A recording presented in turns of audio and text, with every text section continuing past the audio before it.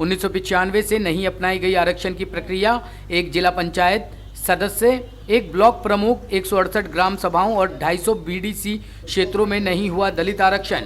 उत्तर प्रदेश के इटावा जिले के 168 ऐसी पंचायतें हैं जिन पर साल 1995 से आरक्षण की प्रक्रिया नहीं अपनाई गई है। इस कारण इन सीटों पर 25 सालों से दलित प्रधान का निर्वाचन नहीं हुआ है। इस शिकायत का दस्तावेजी तौर पर कांग्रेस पार्टी के पूर्व जिला अध्यक्ष उदयभान सिंह यादव ने पंचायत विभाग से की। उन्होंने कहा कि सिर्फ इतना ही नहीं, एक जिला पंचायत सदस्य, एक ब्लॉक प्रमुख और 250 के आसपास बीडीसी सदस्यों का निर्वाचन आरक्षण की सही प्रक्रिया के तहत आज तक संपन्न नहीं हो सका।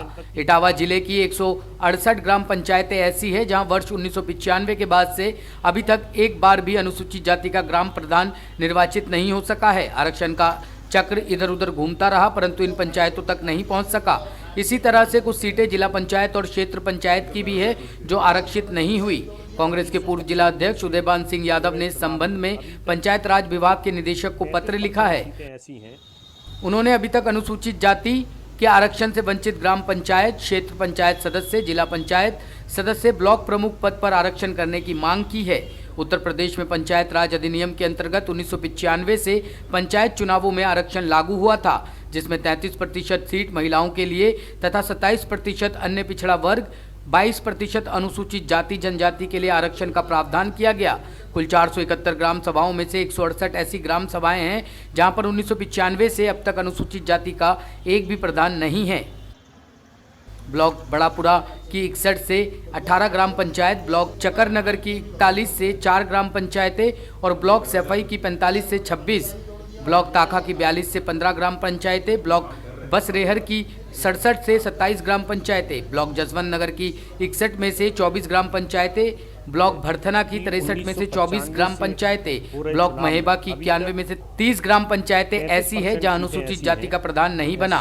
पूर्व अध्यक्ष उदयभान सिंह ने पंचायत चुनाव आरक्षण से वंचित अनुसूचित जाति को न्याय दिलाने की मांग की है, जिससे पंचायत राज अधिनियम का जो उद्देश्य था उसका अनुपालन हो सके। इटावा जनपद की 1995 से हो रहे चुनाव में अभी तक 35% सीटें ऐसी हैं जो एससी वर्ग के लिए अभी तक आरक्षण नहीं हुई, जबकि नियमानुसार ये होना चाहिए था कि चक्र चलता है, 5 चक्र में पूरे सीटें एक बार एससी हो जाना चाहिए थी, लेकिन नहीं हुई।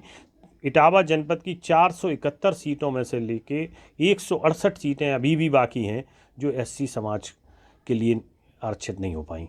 हमारी यही मांग है कि जो आज तक वंचित सीटें हैं एससी समाज को, वो पहले आरक्षित की जाएं, तभी इस वर्ग को न्याय मिल पाएगा और जो पंचायती राज एक्ट का मंशा है उसके अनुरूप उन्हें न्याय होगा।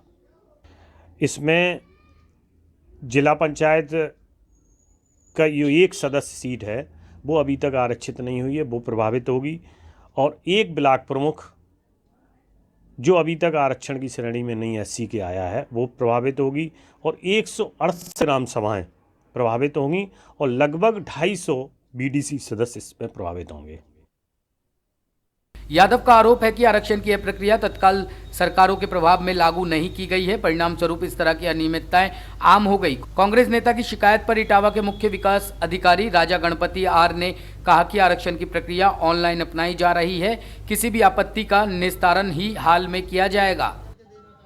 देखिए, पहले से मैंने बताया जो आरक्षण का जो फॉर्मूला है शासन स्तर से ही है, वो शासन स्तर से अगर आरक्षण का फॉर्मूला है तो उसके बारे में हम कमेंट नहीं कर सकते। जब आरक्षण का फॉर्मूला आ जाएगा हम लोग पूरा का पूरा वो फॉर्मूला के हिसाब से हम लोग फील्ड स्तर पे लागू करेंगे। दूसरा चीज़ एक और मैं बताना चाहता हूँ, ये सारा चीज़ ऑनलाइन में फीडेड है।